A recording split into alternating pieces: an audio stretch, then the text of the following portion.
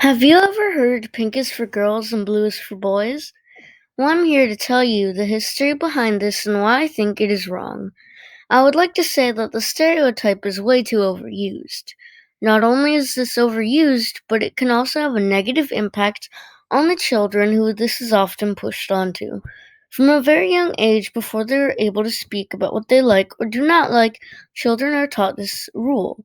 In fact, before they are even born, this rule can be applied. Which brings me to the first subject, gender reveals. Gender reveals are generally considered a cute idea and a nice surprise for friends and family.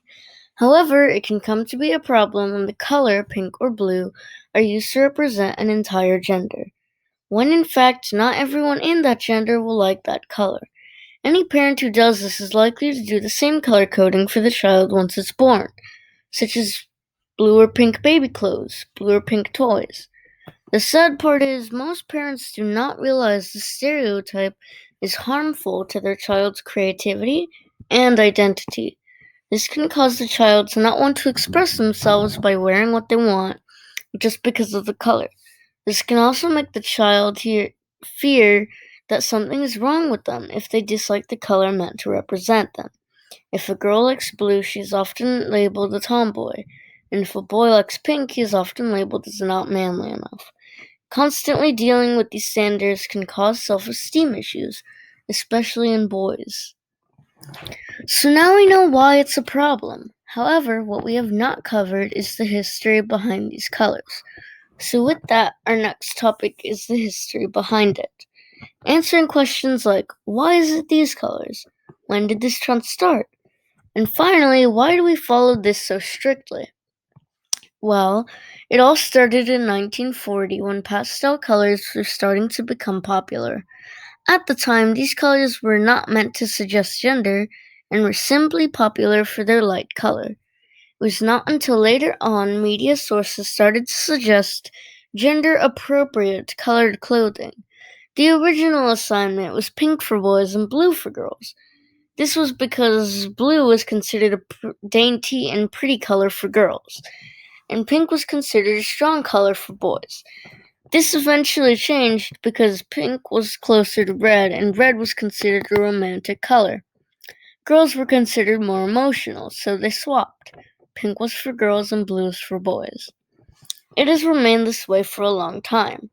However, in the 1960s, the women's liberation movement put an end to these color stereotypes. Unfortunately, not too long after that, the companies that made and sold clothes for babies realized that they could be making profits by selling the color stereotypes. They decided to try it out, and unfortunately, they succeeded in selling the stereotype, and everyone began to follow this standard. The standard has stood till this day. Finally, the end subject is going to be a compilation of my own opinions and thoughts on the matter. As a girl who dislikes pink, I have been called the tomboy many times. I do not particularly mind this label, but I feel that you should not be called less of a female than someone else simply because of what colors you like. It's completely absurd.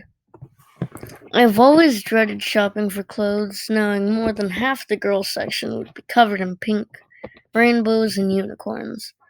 I often envied the boys section because they had blues and greens with video games and other things I liked. I wonder why I never see such things in the girls section. Why are video games and blues considered more for boys than pinks and unicorns? I do not understand how a color is meant to represent an entire gender. It is only a color after all, which is why I believe colors are for everyone, despite their gender. Girls can like blue just as much as boys can like pink. Does not make them any less or any more a girl or boy.